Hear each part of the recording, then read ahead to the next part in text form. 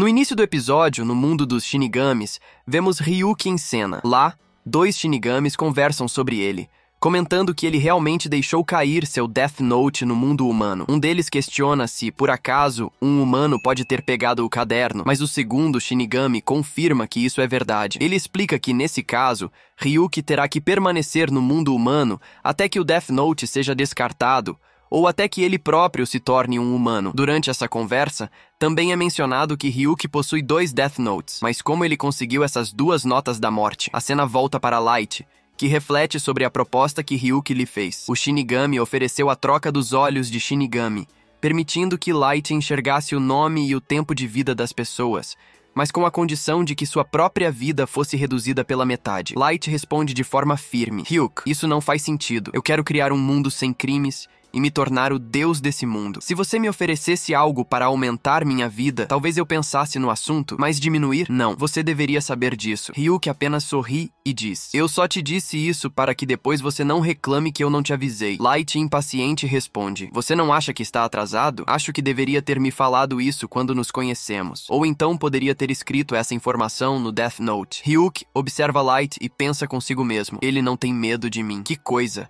E ainda por cima, sempre tenta me controlar. Então, Light encara Ryuki e pergunta: há mais alguma coisa que você queira me contar? Não, já te disse tudo. Isso não vale nada. Agora, se você me desse seus olhos no lugar dos meus, aí sim seria outra história. Light então faz uma brincadeira. Se eu pudesse voar pelo céu como um deus, seria incrível, não acha? Afinal, as pessoas sempre sonham em voar. Ryuki ri e retruca: nesse caso, qualquer um poderia te ver e a polícia te pegaria facilmente. Light solta uma risada e responde: foi só uma brincadeira, Ryuki. Ele continua provocando: mas se você me desse olhos e asas, eu seria um verdadeiro Shinigami. Isso até que seria interessante. Ryuki então comenta algo curioso: sem isso, você já é um bom Shinigami. O mundo dos Shinigamis anda sem propósito ultimamente. Nada funciona como antes. Nos sentimos vazios, vivendo sem sentido, e matamos apenas para não morrer. A verdade é que nem sabemos qual é o nosso verdadeiro propósito. O Shinigami então conclui: comparado a nós, você faz um trabalho muito melhor. Light sorri, mas rebate: de acordo com você, parece que estou me esforçando muito, mas eu não me comparo a um Shinigami. Estou usando o Death Note para tornar o mundo melhor. Não acho que os Shinigamis sejam completamente inúteis para os humanos, mas vocês mesmos deveriam refletir sobre isso. Ryuki apenas responde: isso é algo que você tem que pensar por si mesmo. Sim, por isso eu quero criar um mundo melhor. Enquanto lê as regras do Death Note, Light tem uma ideia. Ele caminha até sua mesa de estudos e com um olhar determinado pensa: o detetive que está me seguindo. Já sei como descobrir o nome dele. Vou usar as regras do Death Note para isso. Light começa a refletir sobre os limites do Death Note. Preciso testar como posso controlar o tempo da morte. Se eu escrever a causa da morte, tenho 6 minutos e 40 segundos para detalhar as circunstâncias. Isso significa que também posso especificar o horário exato da morte, certo? Agora só preciso experimentar como usar isso da melhor forma. No dia seguinte, vemos a cena no quartel-general da polícia. O chefe recebe uma ligação e descobre que 6 criminosos morreram de ataque cardíaco. Mas dessa vez algo foi diferente. Antes de morrerem, 3 deles tiveram comportamentos estranhos. Um desenhou um símbolo misterioso com seu próprio sangue na parede. Outro segurou uma carta sem significado aparente. E o terceiro entrou em pânico e morreu dentro de um banheiro. Logo, o Atari entra em contato com Ellie, informando sobre essas novas mortes e enviando todas as provas coletadas. Ellie observa os relatórios e comenta: pelo que vejo, parece que um desses criminosos tentou deixar uma mensagem antes de morrer, talvez por medo de Kira, mas o que realmente importa aqui é que Kira pode estar controlando mais do que apenas o tempo da morte. Ele então levanta uma hipótese inquietante. Isso significa que Kira pode controlar as ações das vítimas antes delas morrerem? Ellie se vira para o chefe de polícia e dá uma ordem direta: não divulguem esses relatórios para a imprensa. Se Kira estiver testando algo, precisamos evitar que ele obtenha mais informações com base nos resultados. Ele cruza os braços e conclui: se minhas suspeitas estiverem corretas, Kira está usando os criminosos como cobaias. Mas por que ele quer fazer isso? A cena muda para Light do outro lado.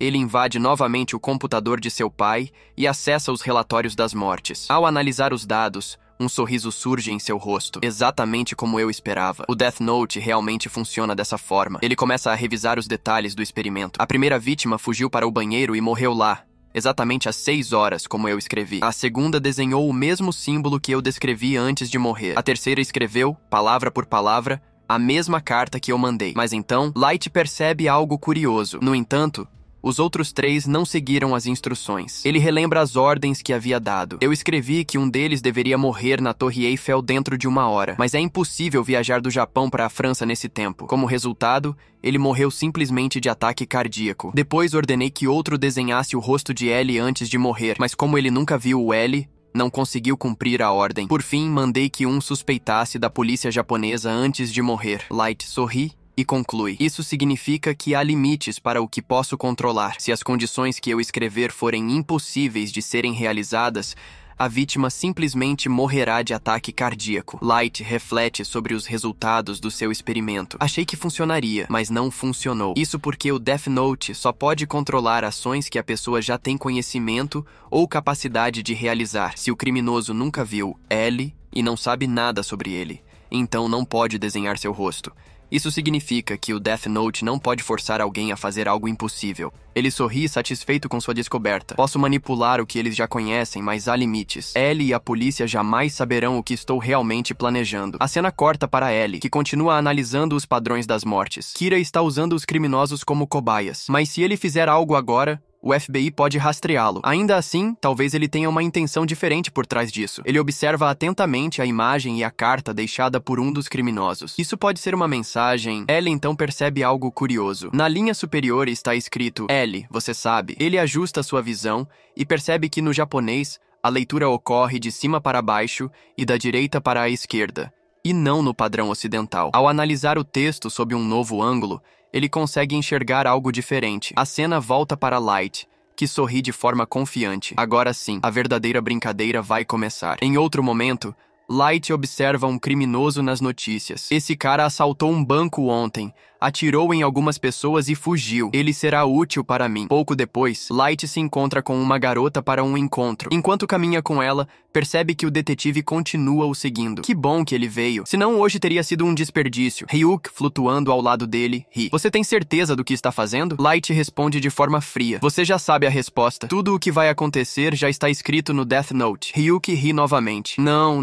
Eu prefiro não saber. Isso estragaria a diversão. Eles seguem para um ônibus e o detetive que o seguia também entra. Light finge não perceber, mantendo sua expressão calma. Enquanto o ônibus avança, de repente ele para em um ponto e um homem armado entra. Era o mesmo criminoso que Light havia visto nas notícias. O bandido aponta a arma e grita: se alguém se mexer, eu mato todo mundo. O clima no ônibus fica tenso. O criminoso força o motorista a pegar o rádio e se comunicar com a Spaceland. Ligue para eles e diga que este ônibus foi sequestrado. Quero que mandem todo o dinheiro para mim, ou todo mundo aqui morre. Enquanto isso, Light escreve discretamente algo em um pedaço de papel e entrega para a garota ao seu lado, chamada Yuri. Ele sussurra: quando tiver uma oportunidade, atire nele e pegue a arma. O detetive sentado próximo a eles percebe a movimentação e reage imediatamente. Isso é perigoso. Se algo acontecer, eu cuido disso.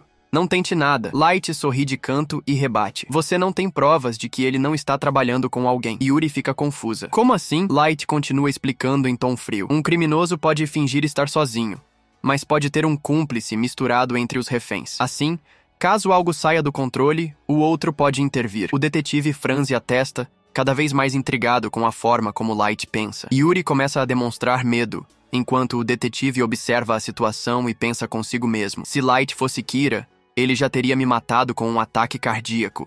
Isso prova que ele não pode ser o assassino. Para tranquilizá-lo, o detetive decide revelar sua identidade. Ele pega sua credencial e a mostra para Light. Meu nome é Ray Penber. Sou um agente do FBI. Light disfarça sua surpresa, mas por dentro está radiante. Então é isso. Ellie está usando agentes do FBI para investigar a polícia japonesa. Isso é valioso. Ele finge um sorriso amigável. Ray Penber. Parece que posso confiar em você. E não vou perguntar o que um agente do FBI está fazendo neste ônibus. Light então olha diretamente para Ray. Você tem uma arma, certo? Se algo acontecer, você vai intervir, não é? Ray acena positivamente, confirmando a segurança da situação. Enquanto isso, o criminoso continua sua ameaça, reforçando que já matou 3 pessoas e que ninguém deve tentar nada. Light permanece calmo e pensa consigo mesmo: ele não vai atirar em nós, nada com que me preocupar. Ele então coloca a mão dentro da bolsa e, de propósito, deixa um pequeno pedaço de papel cair no chão. Ao se abaixar para pegá-lo, o criminoso percebe e rosna. O que está fazendo? Passando bilhetes por aí? Ele arranca o papel da mão de Light e olha rapidamente o que está escrito. A mensagem parece um simples plano de estudos. Nada suspeito. O criminoso, confuso, ignora e se vira para a frente do ônibus. Pouco depois, ao sair do túnel, o criminoso percebe uma presença atrás dele. Seus olhos se arregalam de puro terror. Quem diabos é você? O que está fazendo aqui? A princípio, Ray pensa que o criminoso está falando com ele, mas logo percebe que não. Ele está olhando diretamente para o nada. O criminoso continua gritando, apontando a arma para o ar vazio. Fique longe de mim! Eu vou atirar! Você é um monstro! Ryuk, surpreso, percebe o que aconteceu. Ah, então era isso. Ele pode me ver. Ray se levanta e grita. Abaixe a arma agora! Mas já era tarde demais. Apavorado, o criminoso dispara contra Ryuk, mas obviamente a bala não tem efeito sobre um Shinigami. Desesperado, ele solta a arma e sai correndo para fora do ônibus. Assim que pisa na rua, um carro surge em alta velocidade e o atinge em cheio. Seu corpo cai no asfalto, sem vida. Dentro do ônibus, todos ficam em choque. Light olha para seu relógio e sorri discretamente. Exatamente 11 horas e 45 minutos. A cena mostra um flashback do que Light havia escrito no Death Note. O criminoso entrará no ônibus, tomará os passageiros como reféns e, ao sair do túnel, verá um monstro e entrará em pânico. Tentará fugir e será atropelado, morrendo instantaneamente. Light fecha os olhos por um instante, satisfeito. O Death Note nunca erra, e o próximo será você, Ray Pember.